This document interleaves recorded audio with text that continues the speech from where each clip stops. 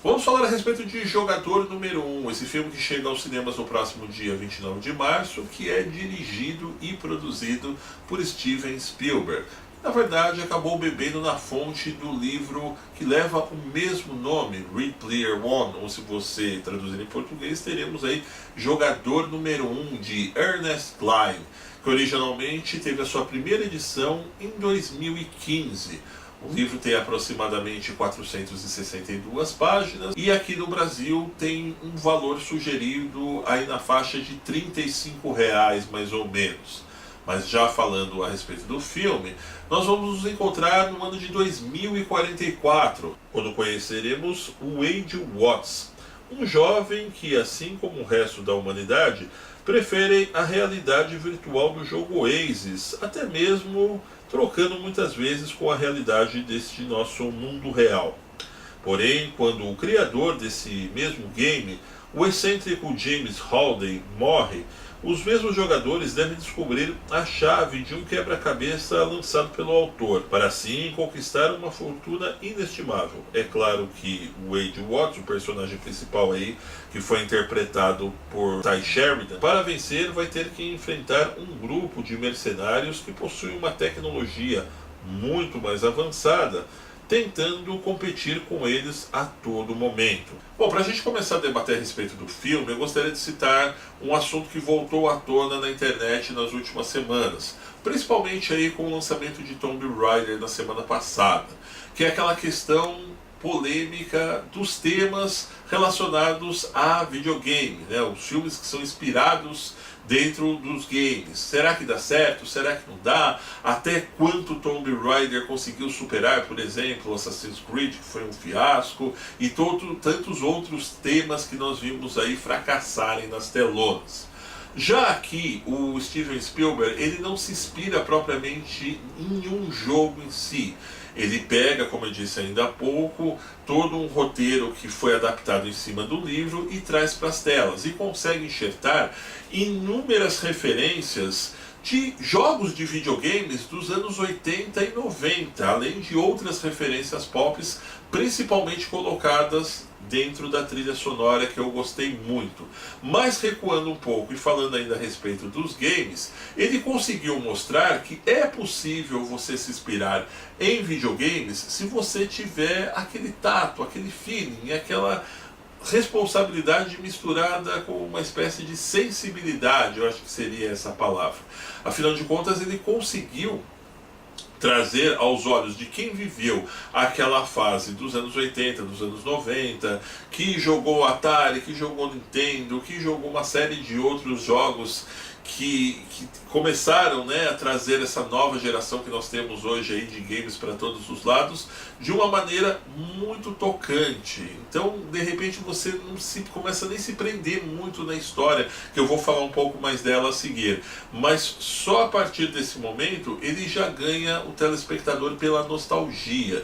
E eu acredito que o Spielberg, talvez a partir desse filme, ele começa a mostrar para os outros diretores, produtores e roteiristas da forma que você tem que fazer. Não é simplesmente você adaptar isso ao videogame, trazer aquele tema, vamos dizer, Assassin's Creed e tantos outros mais.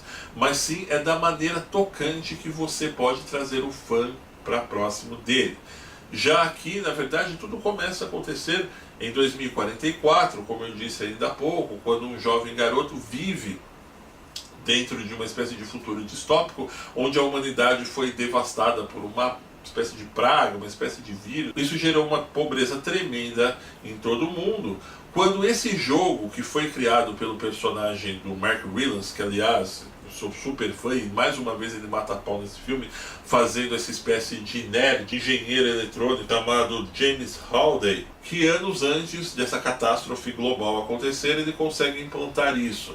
E o jogo, ele acaba sendo a única diversão da vida das pessoas, porque não tem o que o cara fazer, tá? Se ele sai na rua, tá tudo devastado, as pessoas moram umas espécies de favelas, se é assim que a gente consegue dizer, um pouco mais customizadas, um em cima do outro, perante toda aquela desgraça que aconteceu no mundo, e não tem mais praticamente o que as pessoas fazerem. Não tem um cinema para ir, ela não tem uma danceteria para ir, não tem uma lanchonete legal para ir, e tudo é vivido dentro daquilo. E o Oasis se torna a única forma de diversão dessas pessoas terem um pouco de alegria na vida delas, sobretudo na classe pobre e a classe média.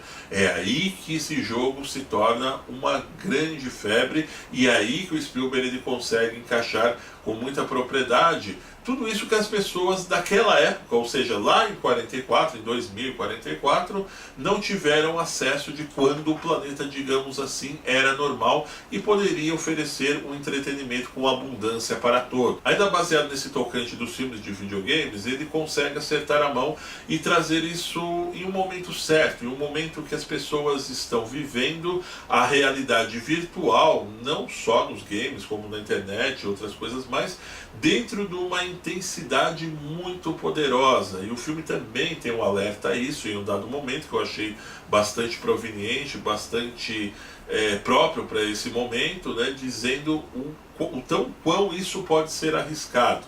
Porém, no transcorrer de toda a trama, você vai poder se deliciar com um CGI muito bem feito e cenas de batalhas para aquele fã de game que realmente vai ter orgasmos ao assistir o filme. Isso se torna muito interessante. Eu particularmente, como eu sempre disse aqui no canal, quando o assunto é videogame, eu sou um zero à esquerda. Dá até vergonha de dizer aqui qual foi o último jogo que eu joguei e o ano que foi.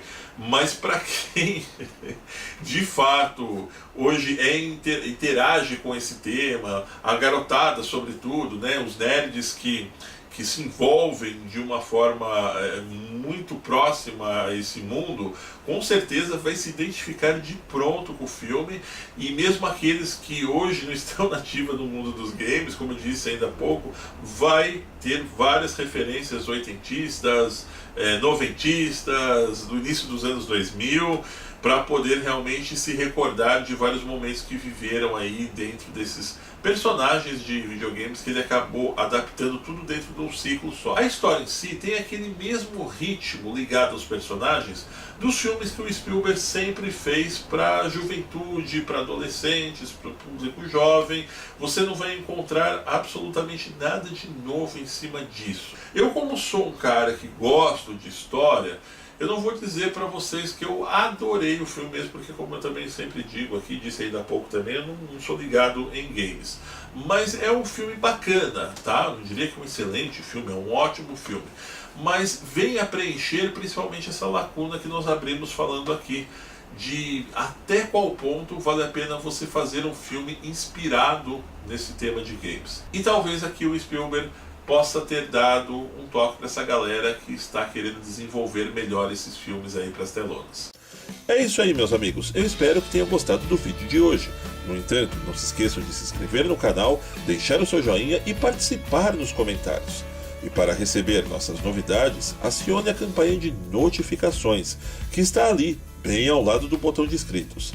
Um grande abraço e até breve!